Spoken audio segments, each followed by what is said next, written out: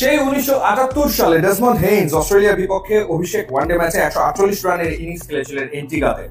এরপর এত বড় ইনিংস অভিষেকে আর কেউ খেলতে পারেনি। ফাইনালি একজনকে পাওয়া গেল, তার নাম হচ্ছে ম্যাথিউ ব্রিস্কি, যিনি নিউজিল্যান্ডের বিপক্ষে 150 রানের একটা নক খেলেন লাহোরে। যদিও তিনি এত বড় একটা ইনিংস খেলেছেন, কিন্তু ম্যাচটিকে জিতে নিয়েছে নিউজিল্যান্ড এবং তারা ট্রাই নেশনস সিরিজের ফাইনালে উঠে গেছে। 612 রানের একটা ম্যাচ আসলে হয়েছে, অর্থাৎ সাউথ আফ্রিকা এবং নিউজিল্যান্ডের মধ্যে সবচেয়ে বড় রানের ম্যাচ আসলে এটি।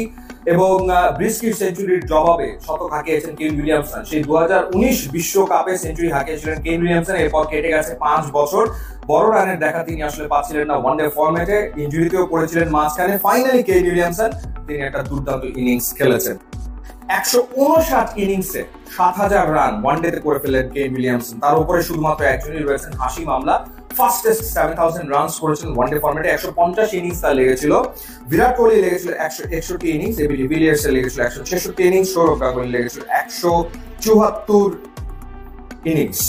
তো নিউজিল্যান্ড তারা পাকিস্তানকে হারানোর পর হারিয়ে দিল সাউথ আফ্রিকাকে এবং চ্যাম্পিয়ন্স ট্রফির জন্য তারা দুর্দান্ত একটা প্রিপারেশন নিয়ে নিল। এবং ডেফিনেটলি আমার মনে হয় যে চ্যাম্পিয়ন্স ট্রফিতে তারা হট ফেভারিট। বাংলাদেশের গ্রুপে তারা রয়েছে, বাংলাদেশ, ইন্ডিয়া, পাকিস্তান এবং নিউজিল্যান্ড চ্যাম্পিয়ন্স ট্রফিতে একই গ্রুপে আসলে রয়েছে।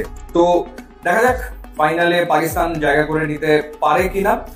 তবে নিউজিল্যান্ড তারা এই ওয়ানডে ফরম্যাটে ডেফিনেটলি শক্তিশালী দল, কোনো সন্দেহের ব্যাপার নেই। এবং চ্যাম্পিয়ন্স ট্রফির জন্য তারা আমার মনে হয় যে বেশ হট ফেভারিট। আপনি কি মনে করছেন?